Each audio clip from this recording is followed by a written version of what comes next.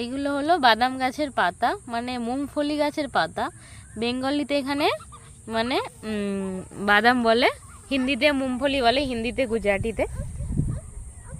আর এখানটায় মানে পুরোটা হয়েছিল বাদাম গাছ, মানে মুংফলি গাছ। এইগুলো মানে তোলা হয়ে গেছে এইগুলো। আর এটা পুরোটা দেখতে পাচ্ছ, যেখান থেকে নজর যাবে সেখান থেকে বাদাম গাছ হয়েছে সব পুরোটা। আর এইগুলো তোলা হয়ে গেছে, গাছগুলো শুকনো হয়ে গেছে।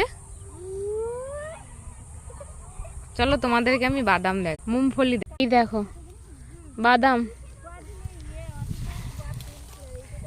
বাদাম দেখতে পাচ্ছ, এইগুলো মুংফলি।